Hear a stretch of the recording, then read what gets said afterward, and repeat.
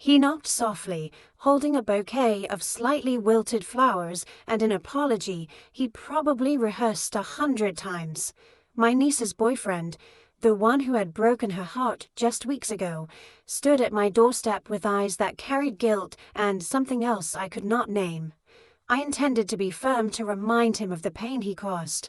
But as the conversation deepened and the wine flowed into midnight, something unexpected happened. In his honesty, I saw my own buried hurt. And somehow, in comforting him, I started to forget the pieces of myself I thought were lost forever. It had been a quiet Saturday afternoon when he texted. Just a few polite words asking if he could come by for a short conversation. At first, I was surprised he still had my number. I had not expected to hear from him again, not after the way things ended between him and my niece. But there was something about the way he asked, not desperate, but intentional, that made me pause. My instinct told me to decline. I had seen my niece cry into my arms more than once because of him, and even though I had always liked him, I was prepared to keep my distance for her sake. Still, I typed back a simple, "Come at 6. By the time the doorbell rang, I had convinced myself this would be nothing more than a short and civil exchange. I wore something casual, a soft cardigan over an old tank top and a pair of jeans. No makeup, no effort, just enough to appear composed, but detached. When I opened the door and saw him standing there, I noticed right away how different he looked, less like the carefree boy who used to come over for dinner, and more like a man who had been carrying something heavy. His eyes met mine with quiet hesitation, and he held out a modest bouquet of wild flowers.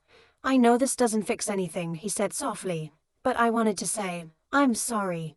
I stepped aside and let him in. The living room still carried the scent of vanilla candles and old books. He walked in slowly, as if unsure whether he deserved to sit down. I gestured toward the couch, and he sank into it with a sigh, resting the flowers awkwardly on the coffee table. For a few moments, there was silence. Just the sound of the old ceiling fan spinning above us and the faint ticking of the wall clock. Then he started speaking, not rehearsed, not the kind of apology crafted to impress, but raw, honest. He told me how he had messed up, how he had not realized what he had until it was gone, and how he was not looking for forgiveness, but understanding. At first, I listened like a guardian, like the woman who had seen her niece grow up with all her hope and all her fragility. But the more he spoke, the more I found myself relating to him, not as a relative anymore, but as a person, a woman who had also made mistakes, who had lost love she did not know how to keep. His words reached somewhere deeper than I expected, and before I knew it, I was no longer protecting my niece's story. I was remembering my own. I stood and walked into the kitchen, offering him a glass of red wine, and he accepted it with a soft thank you. We sat again, the air between us warmer, easier. I told him about my own heartbreak, not in detail, but enough. Enough for him to understand that life is not made of clear good guys and bad guys. Sometimes people hurt each other even when they do not mean to, and sometimes healing happens in the most unexpected company. It was never supposed to be more than that. A brief conversation, a reflection. But as the night stretched on, I noticed how our words grew softer, how the pauses between them grew longer, how he started to look at me not with guilt, but with something like curiosity, a respectful kind, as if seeing me as more than the aunt figure he once knew. And I, in turn, stopped seeing him as a boy. The wine lowered our defenses, but it was not about the wine. It was about the fact that two broken people had found a mirror in each other. I do not know exactly when his hand brushed against mine. Maybe during a laugh, maybe during a pause, but I remember that I did not pull away. I let the contact linger just long enough for both of us to feel it. Later, we moved to the kitchen. I made us something light to eat. Grilled cheese, the kind you make when you are trying to hold on to comfort. We sat across from each other at the small dining table. There was a different kind of silence now. One filled with questions neither of us dared to ask, but I could feel it. The air had changed. The weight of what we were both carrying was slowly being shared. He told me he had been sleeping badly, that every time he closed his eyes, he saw the look on my niece's face the day she left. I nodded but said nothing. I did not want to betray her by offering him sympathy, and yet I found myself softening toward him. Not because he deserved it, maybe he did, maybe he did not, but because I could see how badly he needed it, and because I knew what it was like to carry shame alone. We talked about books, about music. I learned he had started writing again, something my niece always encouraged him to do. I told him I used to write 2 short stories, poems, all tucked away in old journals that now lived in the back of my closet. He asked if I would share them. I laughed, but there was something in his request that made me feel seen, appreciated, like I was not just a supporting character in someone else's drama, but a woman with her own story, one worth listening to. By the time the clock neared midnight, neither of us had moved. The lighting was dim, just the small lamp by the couch casting a soft glow. And then, without thinking, he reached out and tucked a strand of hair behind my ear. It was a small gesture, innocent maybe, but it sent a wave through me that I did not expect. I felt warm, vulnerable, and suddenly very aware of the space between us. There was a moment, one small suspended moment, when I could have stood up, walked away, reminded us both of the lines we were not supposed to cross. But I did not move. He leaned in slightly after brushing the strand of hair behind my ear, and I felt the pull in the space between us tighten. My breath slowed, not because I was afraid, but because I was suddenly so aware. Aware of his gaze, of the soft tension in the room, of my own heartbeat echoing against my ribs like it had not in years. There was no rush, no fumbling, no awkwardness, just a strange stillness, like the world was asking us to choose what came next very, very carefully. I looked into his eyes and saw no guilt, no manipulation, only honesty. And I realized painfully and powerfully that I had not been looked at like that in a very long time. He sat back slightly, perhaps sensing the weight of what was happening. "I should not stay," he whispered, his voice cracking just a little. "I came here to say sorry, not to." His words trailed off, but I knew what he meant. I nodded. I knew it too. And yet neither of us moved. That was the truth we could not say aloud, that something had shifted, and we were no longer on the safe side of that invisible line we had both sworn to respect. My hand was still resting on the table. He reached for it slowly, carefully, and placed his over mine. His touch was light, but it was not accidental. It was the kind of touch that asks a question without speaking. I turned my palm upward, letting our fingers interlock, and in that small motion, I answered, "Yes, I feel it, too. Yes, I want to feel alive again. Even if it is wrong, even if it breaks every silent rule we never wrote down, we move closer. Not like strangers, but like 2 people who had been circling a moment without knowing it would land here. There was no grand passion, no desperation, just quiet closeness, the kind that builds slowly like waves filling a tide pool. I could smell the faint scent of his cologne, clean, grounded, and the warmth of him felt like comfort after years of self-pee protection. His thumb brushed my knuckles, and I closed my eyes for a moment, surrendering to the hush. Then, almost as if the silence gave us permission, he whispered, "Can I?" He did not finish the question, but his eyes held mine like he was waiting for the world to fall apart or come together, depending on my answer. I nodded once, small, barely perceptible, but enough. And then he kissed me. It was slow, not urgent or greedy. It was a kiss of acknowledgement of something unspoken rising to the surface. I felt my body respond in ways I had forgotten it could, not just physically, but emotionally, like a part of me had been asleep and was finally waking up.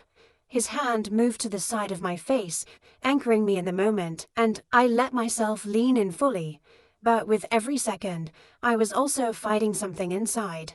Memories of my niece's laughter, her trust. I remembered the photos she had once taken of him and me at a family barbecue, smiling, carefree, innocent. And here we were, undoing all of that with one kiss. I pulled back slowly, breathless and torn. And he looked at me with concern. "I know," he said before I could speak. "This is not right. He paused, rubbing his temple. "You make me feel seen. Not just liked. Seen."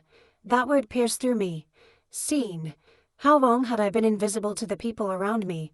A divorced woman in her 40s, always composed, always put together, always responsible, never desired. I had buried so much under my independence that even I had stopped seeing myself as a woman who could still be wanted. I stood and walked toward the kitchen, needing space. My hands trembled as I gripped the edge of the counter. He followed slower, uncertain. "I am sorry," he said gently. If I crossed a line, I turned to face him. We both crossed it. I exhaled sharply. But that does not make it meaningless. He walked up behind me close enough that I could feel his presence, but not touching me.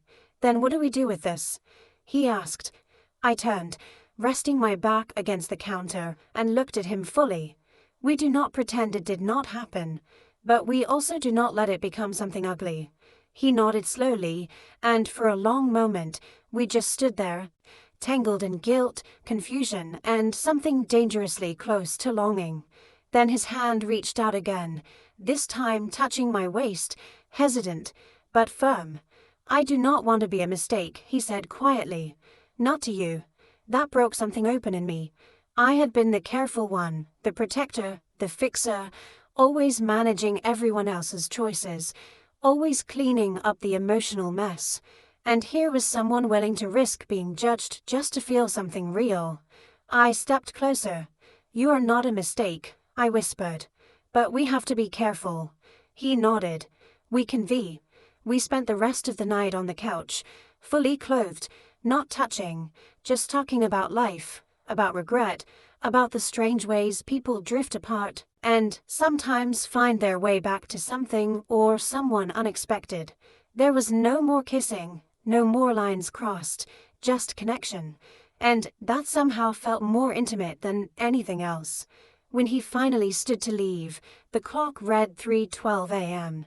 He looked at me like he wanted to say something more, but settled for, "Thank you for seeing me." I walked him to the door and gave him one last look that said everything words could not. I did not regret what happened, but I also knew it could not become a habit. I closed the door softly behind him and leaned my head against it. The quiet house felt heavier now, but not in a bad way, more like something had shifted. Something inside me had been acknowledged, and for once, I did not feel ashamed for needing it. The days that followed were filled with an ache I could not name. Everything felt the same on the surface, but beneath it, my thoughts ran like wildfire. I would catch myself remembering how his hand felt over mine, or the exact weight of that kiss that hovered somewhere between apology and desire. And with every memory, a wave of guilt followed closely behind. I could not sleep without turning that moment over and over in my mind. I tried to convince myself it was just an impulsive lapse, something brief and meaningless. But it had not been meaningless. And that was the real problem. I could not tell anyone. Not my sister, not my friends, not even the mirror. I avoided my niece's calls, claiming exhaustion, busy schedules, or unstable Wi-Fi. Each time she laughed on the other end of the phone and told me how lucky she was to have him, it felt like a slap I deserved, because she did not know. She had no idea that behind her back, something had passed between us that should never have been allowed. It was not betrayal in the conventional sense. Nothing had happened beyond that one kiss. But emotional lines are harder to explain and far more dangerous to cross. He did not reach out either. Not a message, not a word. And that silence should have brought me relief, but it only added to the turmoil. Did he regret it? Had he come to his senses and chosen the path of decency? Or had it meant nothing to him the way I feared it had? I hated that I even wanted to know. But I did, because somewhere in that quiet space of being seen and touched and truly noticed, something inside me had awakened. And now it refused to sleep again. I found myself wearing a little more color, brushing my hair a little differently, catching glimpses of myself in the mirror and wondering who this woman was and how long she had been hiding behind politeness and restraint. It terrified me, this change, but it also thrilled me. I had spent so much of my life doing the right thing, being the good aunt, the responsible one, the one who never made mistakes. And yet, here I was aching for something that should never have existed in the first place. Then one afternoon I saw him again. He was with her, my niece, at the farmer's market. They looked like any other couple, laughing, sharing a smoothie, brushing shoulders. When he saw me, his face froze for half a second before softening. I nodded, a slight measured gesture, and he returned it. My niece ran up to me and hugged me tightly, bubbling with stories about school, plans, everything and nothing all at once. And he stood behind her, quiet, respectful, his eyes flicking to mine only briefly. That glance held everything we had left unsaid: remorse, restraint, memory. I wanted to believe there was also understanding in it, maybe even sadness. That night, I lay awake for hours, not thinking of what had happened, but of who I had become in that moment. I was not someone who chased after young men. I was not someone who competed with her niece. But I was also not made of stone. I was a woman who had lived through disappointment, heartbreak, years of silence in marriage, the numbness that comes after long periods of being overlooked. And in one moment, one completely unexpected, deeply complicated moment, I had felt something again. That was the truth. And hating myself for it would not change that. So I did what I always did when the ache became too loud. I cooked. I chopped onions with tears in my eyes that had nothing to do with the onions. I stirred sauces like I was trying to mix away the guilt. I baked as if kneading dough could push back all the thoughts clawing at the edge of my control. It was my ritual. It was my confession. It was my attempt to make sense of a desire that had come too late, too wrong, and too deep. Then the doorbell rang. I was not expecting anyone. I wiped my hands and opened it, heart racing. It was him. He looked nervous, hands buried in his jacket pockets. "I just needed to see you," he said quickly, as if saying it fast would make it less dangerous. I did not invite him in. I stepped out onto the porch instead, wrapping my cardigan tightly around me like armor. "What are you doing here?" I asked, my voice firmer than I felt. "I could not pretend," he said. "I have tried, but I keep thinking about that night.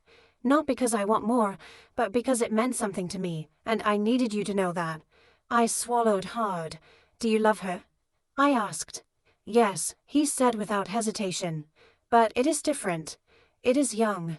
It is hopeful. What I felt with you, it was something else, something honest. Something that made me question who I am becoming." Those words cut deep because I knew exactly what he meant. I nodded slowly. "Thank you," I whispered. "But this ends here." He stepped back, nodded once and left, and I stood there watching the nightfall, feeling both broken and whole at once. The days after that final conversation were strangely calm. It felt like the storm had passed, but the debris it left behind still needed sorting. I found myself lighter, as though speaking the truth aloud, even if just between the two of us, had peeled away the weight I had been silently carrying. There was closure in knowing it meant something, even if it could not be anything more. I went back to being the aunt, the friend, the responsible one, but something in me had changed. Not in a scandalous way, but in a quietly transformative way. I had been reminded that I was still capable of feeling, of wanting, of aching for something more than routine. I had crossed a boundary in my heart, not to betray anyone, but to rediscover myself. When I looked at my niece now, I saw her joy without envy. I saw her youth without resentment. I saw the life ahead of her and did not wish it were mine because I had finally accepted that mine was still unfolding in quiet, unexpected ways. That moment, that kiss would remain ours alone. A reminder not of weakness, but of the fact that behind every composed woman is a story of restraint, release, and rediscovery.